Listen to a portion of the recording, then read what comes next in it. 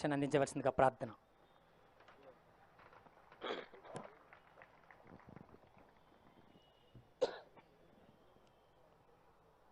సభాధ్యక్షులు, గౌరవ రవాణా శాఖ మార్చులు శ్రీ పొన్నం ప్రభాకర్ గారికి, ముఖ్య అతిథులుగా విచ్చేసినటువంటి రాష్ట్ర ముఖ్యమంత్రి వర్యులు శ్రీ రేవంత్ రెడ్డి గారికి, మరో రాష్ట్ర మంత్రివర్యులు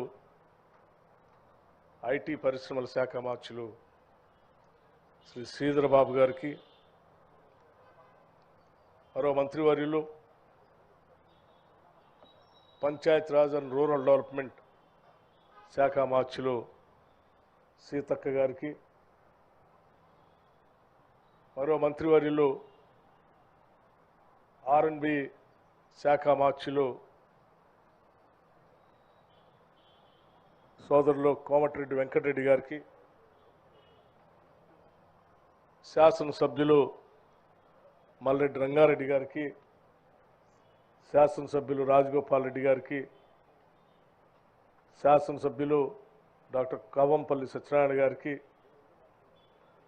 శాసనసభ్యులు సత్యం గారికి, శాసనసభ్యులు రామచంద్ర నాయక్ గారికి, మాతో పాటు శాసనసభకు పోటీ చేసినటువంటి విజయారెడ్డి గారికి, అట్లాగే మరో శాసనసభ్యుడు లక్ష్మారెడ్డి గారికి, మరో శాసనసభ్యులు బీర్ల ఐలయ్య గారికి, శాసనసభ్యులు జడ్చర్ల శాసనసభ్యులు అనిరుద్ధ్ రెడ్డి గారికి, శాసనసభ్యులు సోదరులు నాగరాజు గారికి, ఇంకా వేదిక మీద ఉన్నటువంటి అధికారులు అందరికి కూడా ముందుగా నా హృదయపూర్వకమైనటువంటి నమస్కారం తెలియజేస్తా ఉన్నాను. ఆర్టీసీ కార్మికులు, డ్రైవర్లు, ఆర్టీసీ బాగా ఉండాలని కోరుకునేటువంటి శ్రేయోభిలాషులు అందరికి కూడా నా హృదయపూర్వకమైనటువంటి అభినందనలు, నమస్కారాలు కూడా తెలియజేస్తా ఉన్నాను.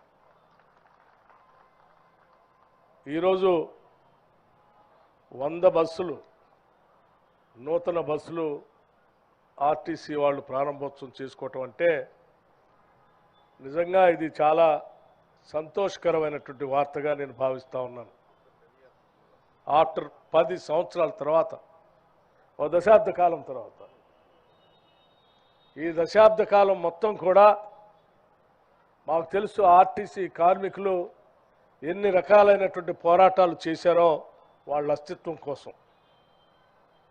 ఈ ఆర్టీసీ ఉంటుందా, ఆర్టీసీని ఎత్తేస్తారా, ఆర్టీసీ వాళ్ళకి జీతాలు వస్తాయా అని అనేక రకాలైనటువంటి ఆందోళనలో ఉండి మీరు చేసినటువంటి సమ్మె చారిత్రాత్మకమైనటువంటి సమ్మె అది. అటువంటి సమ్మెను కూడా ప్రజాస్వామ్యయుతంగా మీరు చేసినటువంటి సమ్మెని ఉక్కుపాదంతో అనగదొక్కి అసలు ఇక్కడ స్వేచ్ఛ కానీ మాట్లాడేటువంటి వాళ్ళ హక్కులు కానీ ఏమీ లేవని కాలరాసినటువంటి చరిత్రను మీరు గతంలో చూశారు. అదే ఆర్టీసీకి ఈరోజు ఆర్థిక పరమైనటువంటి సహాయ సహకారాలు అందించడమే కాదు, ఈ ఆర్టీసీని అద్భుతంగా తెలంగాణ రాష్ట్రానికి ప్రజా రవాణా సంస్థగా తయారు చేయాలని చెప్పి మీరు కోరుకునేటువంటి ప్రతి కోరికని తీర్చేటువంటి ఇందిరమ్మ రాజ్యాన్ని కూడా ఇప్పుడు చూస్తూ ఉన్నారు. ఆనాటి ప్రభుత్వానికి ఈనాటి ప్రభుత్వానికి ఉన్న తేడా అది మీ అందరికీ తెలిసిందే. మహాలక్ష్మి అనేటువంటి పథకం కాంగ్రెస్ పార్టీ ఈ రాష్ట్రంలో ఉన్నటువంటి మహిళలందరికీ కూడా వారు ఎక్కడికి ప్రయాణం చేసినా ఆర్టీసీ బస్సులో ఉచితంగా ప్రయాణం చేసేటట్టుగా మేము 6 గ్యారంటీల్లో భాగంగా ఒక గ్యారంటీగా దీన్ని ప్రకటించాం.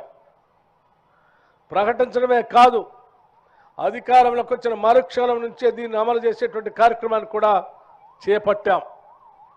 చేపట్టడమే కాదు, దాదాపు 15.5 కోట్ల జీరో టికెట్లు.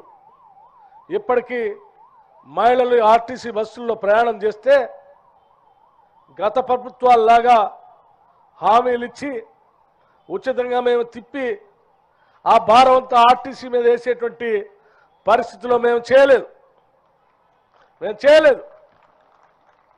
ఈ 15 కోట్లన్నర జీరో టికెట్లకు సంబంధించినటువంటి టికెట్ల రేటుని రాష్ట్ర ప్రభుత్వం లెక్కగట్టి ప్రతి పైసాతో సహా ఆర్టీసీకి మేము చెల్లిస్తా ఉన్నాం.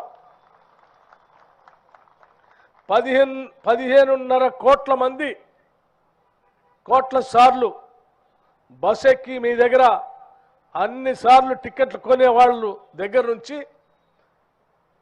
ఒకటే దగ్గర నుంచి వాళ్ళందరికీ సంబంధించిన డబ్బుని మనం రాష్ట్ర ప్రభుత్వం నుంచి మీ ఖజానాకి అందిస్తా ఉన్నాం.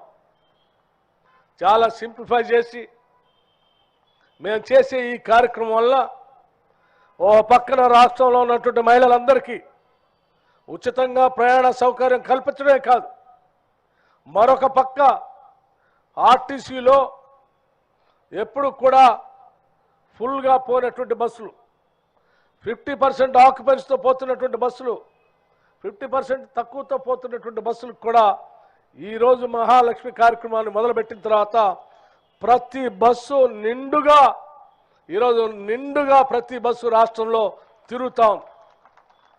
ఆ నిండుగా తిరగటం వల్ల ఈ సగం మంది 70% మంది మహిళలు ప్రయాణం చేస్తే వారందరికీ మేము ప్రభుత్వం తరఫున నగదు చెల్లిస్తూ ఉన్నాం.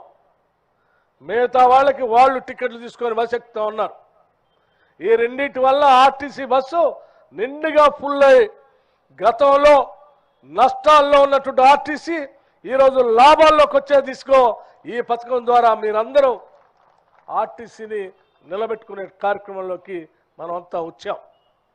దీనికి నేను నిజంగా రాష్ట్ర ప్రభుత్వం తరఫున ఆనాడు కాంగ్రెస్ పార్టీగా, ఆ పార్టీ అధ్యక్షుడిగా ఇప్పుడున్నటువంటి ముఖ్యమంత్రి గారు, కాంగ్రెస్ పార్టీ నాయకత్వం అందరూ కలిసి మహాలక్ష్మి పేరు మీద ఈ గ్యారంటీని ప్రకటించినందుకు, ఆ ప్రకటించిన గ్యారంటీకి సంబంధించిన డబ్బులు ఈ రాష్ట్ర ప్రభుత్వం ద్వారా ఆర్టీసీ చెల్లిస్తున్నందుకు నిజంగా అభినందిస్తూ ఈరోజు ఆర్టీసీ బస్సులో డ్రైవర్లుగా కానీ కార్మికులుగా కానీ పనిచేసేటువంటి వాళ్ళంతా కూడా పేద మధ్యతరగతి కుటుంబాలకు సంబంధించినటువంటి వాళ్ళే.